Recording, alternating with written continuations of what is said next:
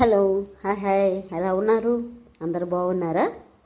నేను చేయబోయే రెసిపీ ఈరోజు జున్ను పాలు అంటే మీ అందరికీ చాలామందికి తెలుసు, తెలియని వాళ్ళు ఎవరు ఉండరు.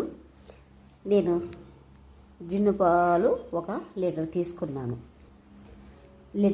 ఒక గిన్నె నిండా చిన్న గిన్నె తీసుకున్నాను. అందులోకి నేను సుమారు 1 లీటర్ దాంట్లో 150 గ్రాముల బెల్లం తీసుకున్నాను. మీకు స్వీట్ కావాలనుకుంటే కొద్దిగా ఎక్కువ వేసుకోవచ్చు. 3 యాలక్కాయలు తీసుకున్నాను. ఆల్రెడీ నలగేసుకున్నాను. ఇవి నలగొట్టుకొని రెడీగా పెట్టుకున్నాను.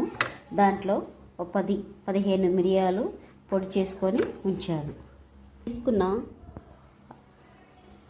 యాలక్కాయలు ఆల్రెడీ పొడి చేసుకొని పెట్టుకున్నాం కదండి. అది మిరియాలు వల్ల మన గొంతు ఏదైనా జలుబు చేసినా బొంగురు పోయినా ఫ్రీ చేసిద్దండి. యాలక్కాయలు కూడా సేమ్ సింటమ్ ఉంటుంది. ఈ 2 మన గొంతు శుభ్రపరిచిద్ది. దాంట్లోకి మనం తీసుకున్న బెల్లాన్ని దాంట్లో వేసేసి, మీకు కావాలి స్వీట్ కావాలి అంటే ఎంత కావాలో అంత కలుపుకోండి. ఇదిగోండి, మనం అన్నీ దీంట్లో కలిపేసేసుకున్నాం కదా. ఈ జున్ను పాలలో కలిపిన తర్వాత అది కరిగే విధంగా తిప్పుకోండి. ఎందుకంటే పొయ్యి మీద పెట్టిన తర్వాత అడుగు బెల్లం అంతే ఉండిపోద్ది. అన్నీ కలిపి ఒక 2 నిమిషాలు మొత్తం తిప్పుకుంటూ చిన్న చిన్న ముక్కలు చేసుకున్నాం కదండి, కరిగిపోద్ది, ఇబ్బంది ఏమి లేదు.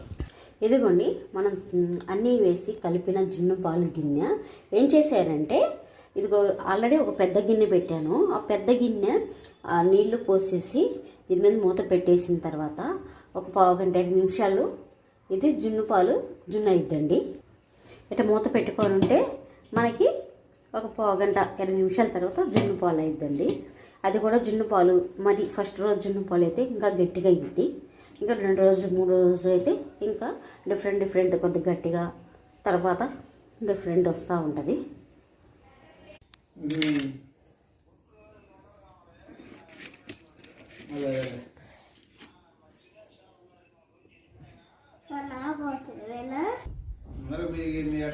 రెడ్డి అంటే ఊర్లో పల్లెటూరు వాళ్ళందరికీ ఇస్తాను.